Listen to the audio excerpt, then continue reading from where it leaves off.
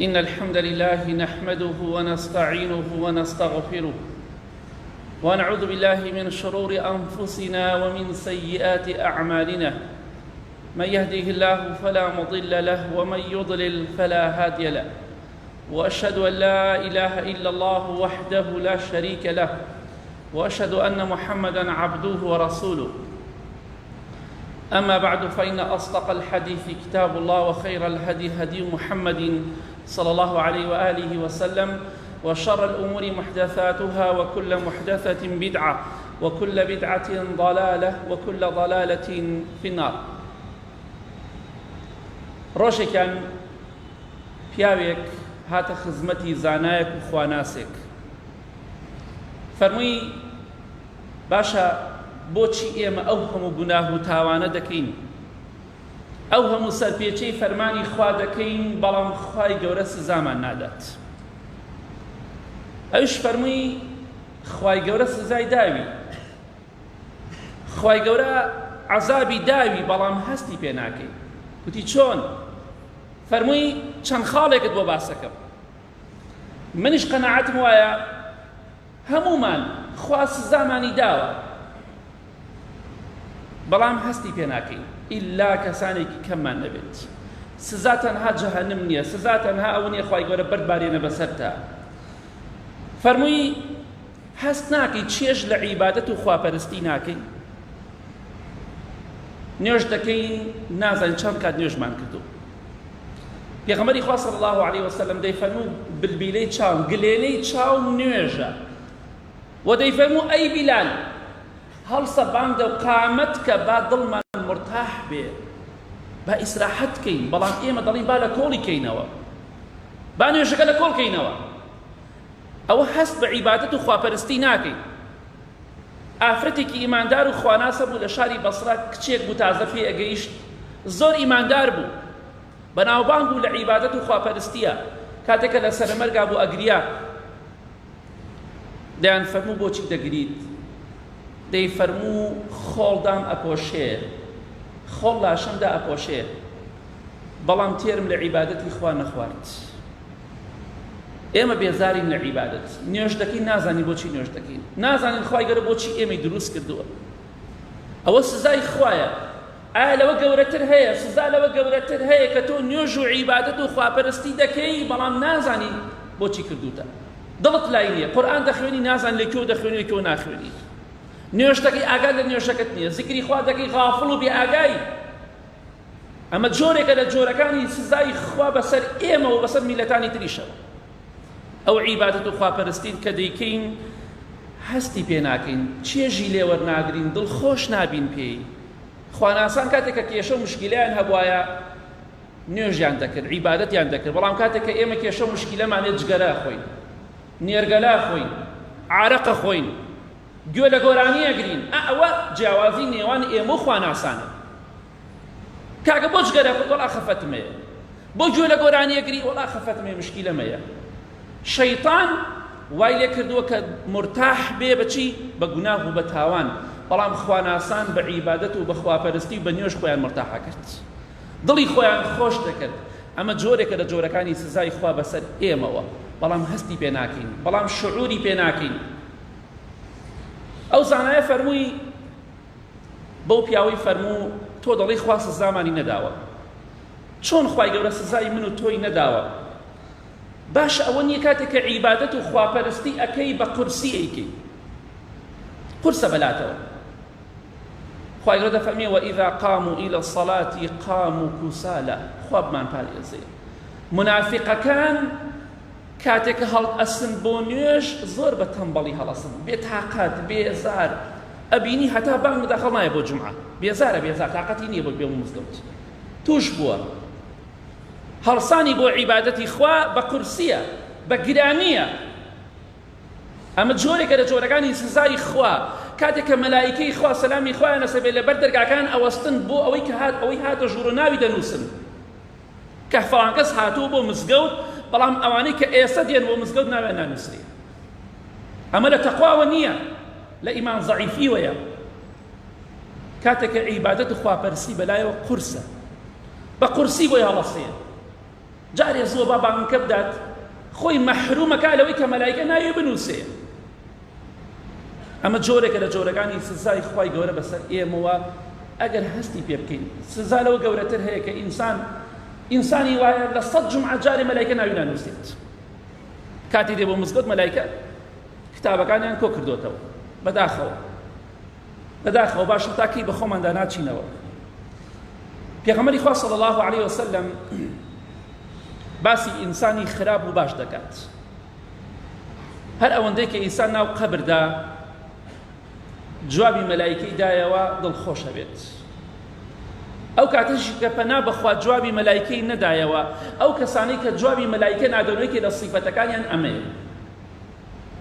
براکانم، خوشکە بەڕێزەکانم، بەخوا مردوەکانمان خوالیان خۆش بێ هەمویان بەهەشت و جەهەنەمیان بینی.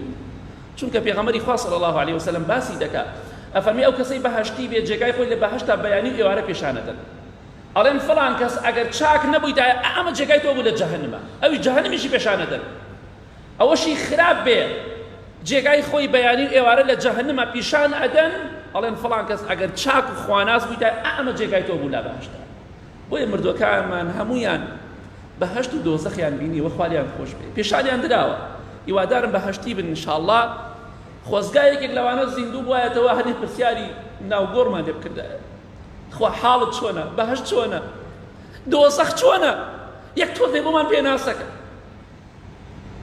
هەر ئەوەندەی کە ئینسان جوابی مەلایکەی پێ نەدرایەوە. پێغەمبەری خوا فەرمێ صلی الله علیه وسلم کاتێک کە زانێ کەسێک دێ بۆ لای شکڵ و شێوەی مرۆڤ لە ناو گۆڕدا، ئەمە دوای چەند دەقەیەک کە نێژراوی، هەر ئەوەندەی کەوتە نازانم چیە پەروەردگارمە، هەر ئەوەندەی کەوتت نازانم چیە پێغەمبەرمە صلی الله علیه وسلم، هەر ئەوەندەی وتت نازانم چی دینێکم هەیە. ئەفەرمێ کەسێک دێ بۆ لای دەم و چاوێ زۆر ناشرینی هەیە، ترسناک، جلێ ناشرینی لەبەردایە، زۆر ناشرین، بۆنێکی زۆر پیسی لێ دێت، دێ بۆ لای ئەڵێ جەزاکە الله شەڕەن، خوا پاداشتی خێرت داتەوە بە شەڕ و بە خراپە. تۆ کەسێک بووی كنت بطيئا عن طاعة الله سريعا في معصية الله فجزاك الله شرا. تۆ کەسێک بووی لە دنیادا لە بەرامبەر عیبادەت و خواپەرستیە خەمسارد و تەمبەڵ بووی، سست بووی، بۆ گوناه و بۆ تاوانیش سەریع بووی، ئاسا بووی، دەی خوا پاداشتی شەڕت بداتەوە. ئەڵێ تۆ کێی؟ ئەڵێ من کردەوە خراپەکانی تۆم لە دنیادا، خراپەکان کە کردت ئەوە تا بۆتە بەڵایەک بوت. هەر کەسێک سارد و سڕ بێ، خەمسارد بێ، تەمبەڵ بێ لە عیبادەتە، هۆکارێکە بۆی کە لەناو قەبردا عەزاب بدرێ و زمانی لاڵ بێ، جوابی مەلایکەی پێ نەدرێتەوە. بۆیە خەمسارد مەبە لە عیبادەت و خواپەرستیە، گەرم و گوڕ بە، تەمبەڵ مەبە، تەوەزەل مەبە. ئەوە سزای خوایە.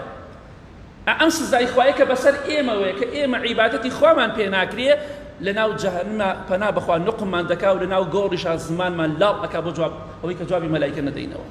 ئەمە سزای خوایە لە دنیا پێش قیامەت. جا با بە خۆماندا بچینەوە لە عیبادەت و خواپەرستیە گەرم و گوڕ بین، تەمبەڵ نەبین.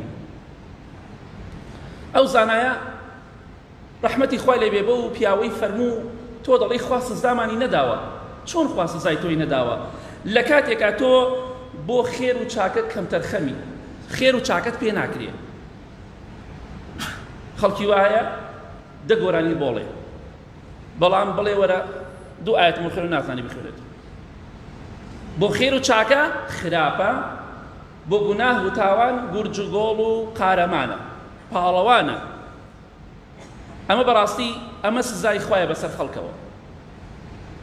بەداخەوە پێغەمبەری خوا صلی الله علیه وسلم بۆ نمونە دەفەرمێ هەموو ئینسانێک لە ڕۆژی قیامەتە لەژێر سێبەری خێر و سەدەقەکەی خۆیدایە. کاتێک کە تۆ لە دنیا خێر و سەدەقەت کردو، یارمەتی خەڵکی فەقیر و هەژارت داوە، بەڵام پۆزت لێ نەداوە، نەکەوەی کە کیلۆی خەیارەکرێ و ڕسمێک لەگەڵاگرێ بۆ بڵاوێکات. ئەوانە ناڵێم، ئەوانەی کە بۆ خوا دەکەن و بەنهێنی لە ڕۆژی قیامەتە لەژێر سێبەری عەرشی خوای گەورە دادەبن ئەو کەسانە، چونکە لە پێناو خوادا خێرێکیان کردو بە دەستی ڕاست، دەستی چەپیان پێی نازانێت.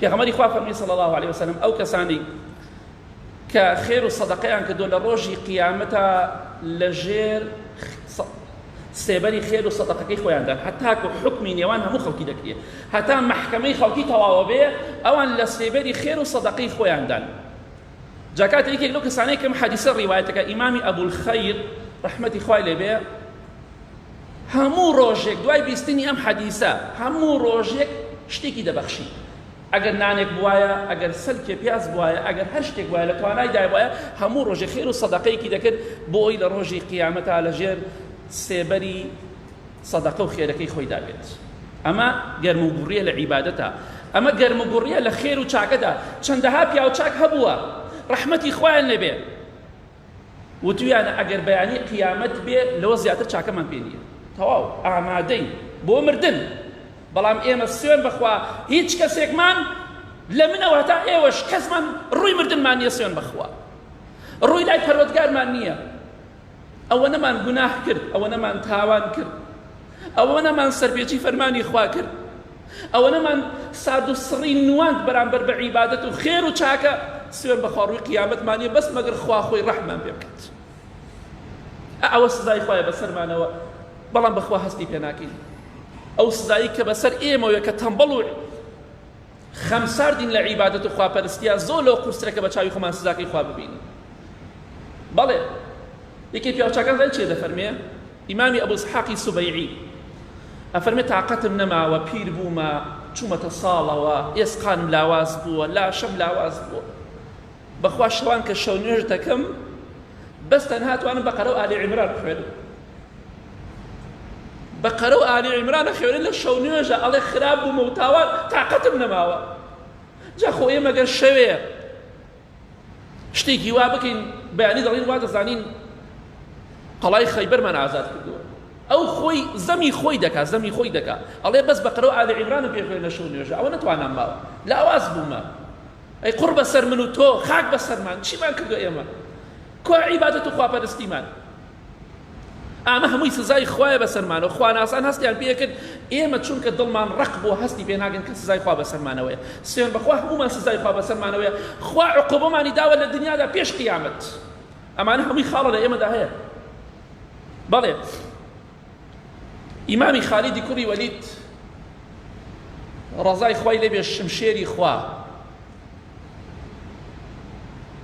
لە سەرمەرگا بوو پێشەوەی بمرێت ئەگریا قورئانەکەی بەرزە کردەوە دەیفەرموو شەغەلەنا عنکە ئەلجیهاد ئەی قورئانی پیرۆز بەهۆی جیهاد و لە پێناو خوادا بەهۆی جەنگ لە پێناو خوادا ئێمە مەشغوڵ بووین لەوەی کە بەپێی پێویست تۆ بخوێنینەوە بەڵام ئێمە دەڵێن شەغەلەنا عنکە ئەلجیهاد ئێمە دەڵێن ئەی قورئان ئەم مۆبایلە ئەم بەڵایە ئێمەی مەشغوڵ کردووە سوێن بەخوا یەکێک لە هۆکارەکانی خراپبوونی ئێمە و خەمساردی و تەمبەڵی ئەمەیە هەرێ مام حاجی بینی مۆبایلێکی عادیان بێ شەو نوێژەکەن زیکرەکەن قورئانە خوێن شتەکەن بەڵام ئەو گەنجەکان ئەو حاڵەکەیانە ئەمە قورئانی لەبیر ئێمە بردوتەوە قورئانی لەبیر ئێمە بردوتەوە عیبادەتی لەبیر ئێمە بردوتەوە ئێمە جیهاد لە پێناو خوادا مەشغوڵمانی نەکردووە شەو نوێژ و عیبادەت و قورئان مەشغوڵمانی نەکردووە ئەم بەڵایە مەشغوڵمانی کردووە ئیلا کەسانێک لەبێ بۆ چاکە بەکاری بێن ئەوش زۆر بەکەمی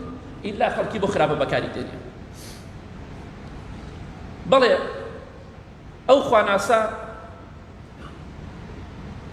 بەو پیاوەی فەرموو خوای گەورە سزای داوی بەس هەستی پێ ناکەی ئەوە نییە چەندەها ڕۆژ بەسەرتا تێ ئەپەڕی قورئانی پیرۆز ناخوێنی دەی چەندێکمان قورئانمان خوێنە ئەمڕۆ دوێنێ و پێرێ چەند ڕۆژ بەسەرمانە تێ ئەپەڕی قورئان ناخوێنی پێغەمبەری خوا فەرمێ صلی الله علیه وسلم قورئان بخوێنین چونکە قورئان لە ڕۆژی قیامەتە شەفاعەتان بۆ بکە ئیمامی عوسمان ڕەزای خوا لێبێ دەفەرمێ ئەگەر دڵەکانتان خاوێن بێ قەت تێر لە قورئان خوێندن ناخۆن ئیمامی عوسمان دەفەرمێ ڕەزای خوای لێبێ وەڵا شەرم لە خوا دەکەم ئەگەر ڕۆژێک قورئان نەخوێنم ڕۆژێک بەسەرما تێپەڕێ قورئانێکیان نەخوێنم ئەوە سزای خوا نییە بەسەرمانەوە بەس مانگی ڕەمەزان هەندێکمان قورئان دەخوێنین دوای یان زەمانکە تاو کۆتایی دێ یا دێ بۆ مزگەوت چارێکی 20 دقیقە قورئان خوێنی ئەوی جومعە ئەیتر جومعە بۆ جومعە ئەوش هەموو کەسێک نا بەداخەوە ئەمە سزای خوایە بەسەرمانەوە خواناسان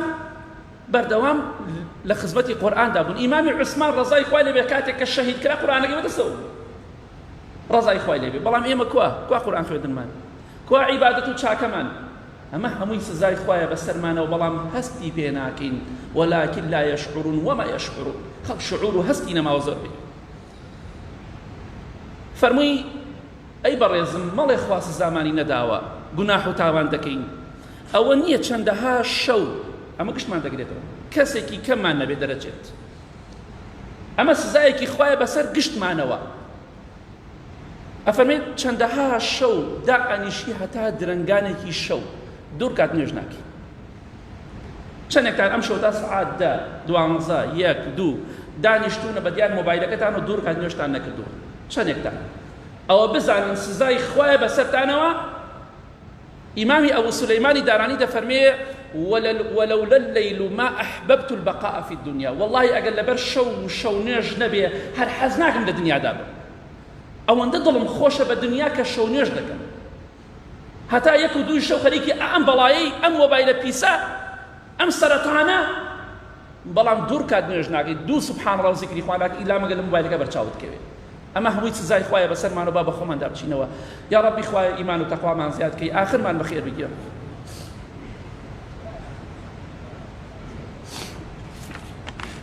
الحمد لله والصلاة والسلام على رسول الله وعلى آله وصحبه ومن والاه أوزانا بريزا رحمة إخوائي لي بفرمي بريزم مال إخوائي قرس زماني نداوة قناه تاوانيش دكين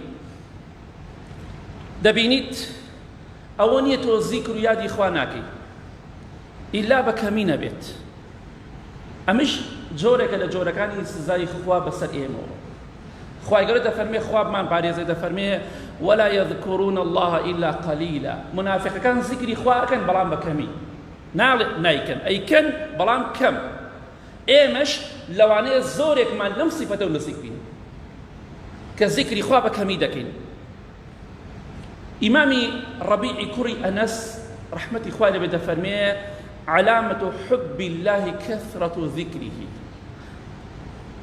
بويا فرمي یەکێک لە نیشانەکانی خۆشەویستی خوای گەورە ئەوەیە کە زۆر زیکری بکەیت بەڵام ئێمە چونکە پارەمان خۆشەوێ زۆر باسی پارەکەین دنیامان خۆشەوێ زۆر باسی دنیاکەین ئافرەتمان خۆشەوێ باسی ئافرەتەکەین ئافرەتان باسی پیاوانەکەن باسی سەیارە ئەکرێ باسی زەوی ئەکرێ باسی نازانم چی ئەکرێ ئێمە خۆشەویستی خوا لە دڵمانە زۆر لاوازە ترسی خوا زۆر لە دڵمانە لاوازە لە هیچ ناگەڕێتەوە کابرا ئەمە یەکێکە لە نیشانەکانی سزای خوای گەورە بەسەر ئێمە و کاتێک کە ئێمە زیکری خوا بەکەمی دەکەین چونکە ئەگەر خۆشەویستی خوا بەڕاستی لە دڵمانە بوایە خوای گەورەمان خۆشبیویستایە زیکری خوامان زۆر دەکرد ئەزانی خوا چی دەفەرمێ والذاكرين الله كثيرا والذاكرات أعد الله لهم مغفرة وأجرا عظيما أو جنو بيواني كذكر يادي خوا زور دكن خوای گەورە ئەجر و پاداشتێکی گەورە لێخۆشبوونێکی گەورەی بۆ ئەوانە داناوە خوالیان خۆشە بێ ئەجر و پاداشتی گەورەشیان بۆ دەنووسێ و پاداشتیان بە گەورە ئەداتەوە چونکە زیکری خوایان زۆر کردووە ژنن یا پیاوە بەڵام ئێمە وەکو منافقەکان زۆر بەمان زیکری خوا بەکەمی دەکەین تەنها مەگە کاتی نوێژەکان یا کاتەکانی تەلەبیون هات چەندێکتان زیکری بایندا نەخوێناوە دەی ئەمە لە تەقواوە نییە لە ئیمان زەعیفیوەیە ئەوە سزای خوایە بەسەرمانەوە کە زیکری خوا بەکەمی دەکەین ئەو زانە ڕەحمەتی خوای لێ بێ فەرمووی بۆ پیاوە مەڵێ خوای گەورە سزامانی نەداوە هەست ناکەی بەرامبەر بە نەفست زۆر لاوازی ئەمە سزای خوایە بەسەرتەوە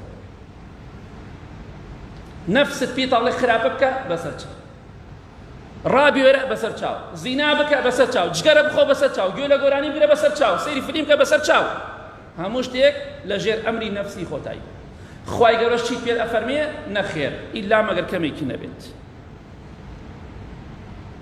خوای گەورە دەفەرمێ وأما من خاف مقام ربه ونهى النفس عن الهوى فإن الجنة هي المأوى ئەوەی نەفسی خۆی بگرێتەوە لە خوا بترسێ جێگای بەهەشتە گەورەترین جیهادیش پێغەمبەری خوا فەرمێ صلی الله عليه وسلم أن تجاهد نفسك وهواك في ذات الله ئەوە گەورەترین جیهادە لە پێناو خوادا کە دژایەتی نەفسی خۆت بکەیت لە پێناو خوادا ئەو نەفسە پێت ئەڵێ بڕۆ زینا بکە، خیانەت بکە، تاوان بکە، تۆش لاوازی یەکسەر ڕێ بەسەر چاو بە قسەی دەکەی. بەڵام ئەمە سزای خوایە بەسەرتەوە کە نەفست زاڵە بەسەرتان نەک تەقواکە و ئیمانەکەت. ئەمری نەفست شەیتانە بەسەرتا زاڵە نەک ئەمر و فەرمانی خوای گەورە. ئەمە عقوبەی خوایە بەسەرمانەوە، هەمووی سزای خوایە بەسەرمانەوە، دڵمان ڕق بووبەتە بەرد، بەڵکو لە بەردیش ڕقتر. شاخەکان تەحملی قورئان ناکەن، ئێمە هەر زۆر بەلامان ئاسایی، گوێ لە قورئان نەگرین تەواوە، هەر تێکیش ناچین، هەر بەلامان دڵشمان داناچەڵەکێ، چونکە ئیمانەکەمان زەعیف و دڵمان خاپور و وێران بووە. ئەو زانایە ڕەحمەتی خوا لێ بێ فەرمووی تۆ دەڵێی خوا سزامانی نەداوە، ئەی تۆ هەست ناکەی پارە و پولت زۆر خۆشەوێ، پارە و دنیات خۆشەوێ، ئەمە سزای خوایە. ناڵێن پارە هەر هیچ نییە، بەڵام بەو شێوەش نییە کە ئەمڕۆ خەڵکی باوشی پیاکردو، چونکە بەدەستی بەتاڵە ڕۆ. پێغەمبەری خوا فەرمێ صلی الله عليه وسلم یاخوا لوتی بە قوڕا بچێ تعیسە و عەبد الدینار عەبد الدرهم، دەفەرمێ تعیسە وانتەکەسە وإذا شیکە فەلەن تقیشە. یا ڕەبی لوتی بە قوڕا بچێ سەری شۆڕ بێ، پێغەمبەری خوا فەرمێ صلی الله عليه وسلم دوعای لێکە بۆی بە هیلاک بچێ، ئەوەی کە عەبدی دینار و دەرهەمە، یاخوا سەر شۆڕ بێ ئەگە دڕکێ چوو بە شوێنێکیدا یا ڕەبی خوایە کەسێک نەبێت دڕکەکەی بۆ دەرکە، شتێکیش نەبێت پێی دەرکە، ئەو دڕکە ئازاری بدە. ها پێغەمبەری خوا صلی الله عليه وسلم بۆ عەبدی دینار و دەرهەم چی دەفەرمێ؟ دوعایان لێ دەکە خوا سەر شۆڕ و ڕسوایان بکە، زەلیلیان بکە، لوتیان بشکێنێ، ئەوانەی کە عەبدی دینار و دەرهەمن لە پێناو پارەدا هەموو شتێک دەکات. ئەمە سزای خوایە بەسەرمانەوە کاتێک کەسێک لە ئێمە خۆشەویستی دنیا وامان لێ بکات لە گوناه و لە تاوان لە حەڵاڵ و حەرام هیچی جیاوازی نیە لە ئێمە، بەس دەستم کەوێ غەشە درۆیە فڕ و فێڵە کێشەنی بەس پارەم دەستکەوێ. ئەمە عەبدی دینار و دەرهەمە. پێغەمبەری خوا صلی الله عليه وسلم دوعای بۆ کردووە کە خوا بە هیلاکی بدات، دوعای لێ کردووە. بۆیە خۆشەویستان ئاخر خاڵ فەرمووی ئەمە سزای خوایە بەسەرتەوە، بەڵام هەستی پێ ناکەی کاتێک کە ڕەمەزان چەندەها ڕەمەزان بەسەرتا تێپەڕی، بەڵام بە جوانی بەڕێت نەکرد. ڕەمەزانی ئێمە چۆنە؟ بە ڕۆژ بە ڕۆژوو دەبین، بە شەو فلیم، بە فلیم بەسەرەبەی گۆرانی، دۆمینە، کڵاوێن، سێڕستێن، نۆڕستێن، کۆنکان، ئەمە حاڵی ئێمەیە. پەیوەندی ناشەرعی ئەڵێ بە ڕۆژوو شەو قسە لەگەڵاکە، لەگەڵ ئافرەتەکە، ئافرەتەکە لە شەو قسە لەگەڵ پیاوەکە بە حساب بە شەو حەڵاڵە، بە ڕۆژ حرامە، بەس بە شەو حەڵاڵە بە حسابی ئەو. ئەوەی کێشەکەی ئێمە ئەمجا تەراویحەکە ناکە لەبەر فلیم. بەخوا چەندەها کەس لە مزگەوتدا پرسیارم لێ کردووە بۆ نایە بۆ تەراویح بدی، وەڵا لەبەر فلیم نایە، فڵان فلیم نایە. ئەمە سزای خوایە بەسەر خەڵکەوە.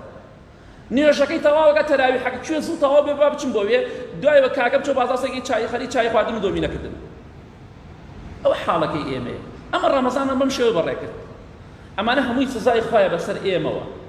هەستمان پێ نەکردووە با بە خۆماندا بچینە و ئاگامان لە خۆمان بێ خوای گەورە لە ناو قەبریشا سزامان نەدا لەسەر ئەم کەمتەر خەمی و خەمساردی ئێمە، بەس بڵێ بەهەشتین، بەس بڵێ ئێمە ئەهلی بەهەشتین.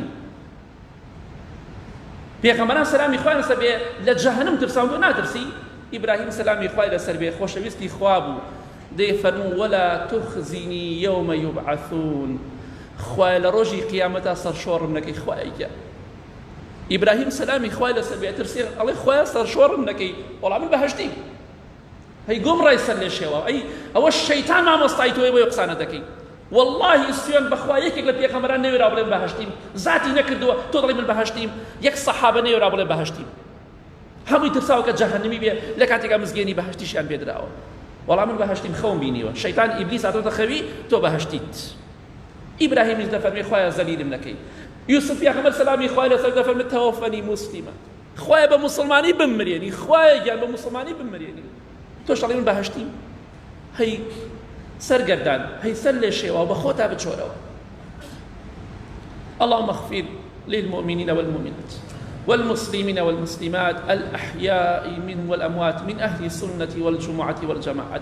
يا ربي خواه شفاء وكسار دويك نخوش، خواه شفاء نخوش كان من بدي، خوای گەورە ئەم نەخۆشی دەرد و بەڵای لە وڵاتمان بەدوور بکەی خوای گەورە ئەم ئیمانە ضعیفەمان بەهێزکەی ئەم دڵە پڕ لە گوناهەمان پاکەیتەوە بە تەقوا و بە ئیمان یا رب العالمین خوای گەورە ئاخرمان خێرکەی وامە لێ بکەی گەرم و گوڕبین لە عیبادەت و خواپەرستیە خوای گەورە بە ئەهلی ئیمان و تەقوا و قورئانمان قبول کەی خوای گەورە ئێمە خراپین ئیمان ضعیفین بەرامبەر بە عیبادەت و خواپەرستی زۆر سارد و سڕین خوایە گیان غەزەبمان لێ مەگرە هیدایەتمان بدە خوای ڕۆژێ شەوێ بمامرێنە خۆت لێمان ڕازی بی خوای گەورە بەم ئیمان ضعیفی و مەمامرێنە یا رب العالمین ئاخرمان خێرکە خوای گیان ئێمە داماوین فەقیرین هەژارین تۆش دەوڵەمەند و سەخیت خوای لێمان خۆش بە بە خراپی خۆمانمان لەگەڵا مەکە یا رب العالمین آمين آمين آمين وصلى الله على محمد وآله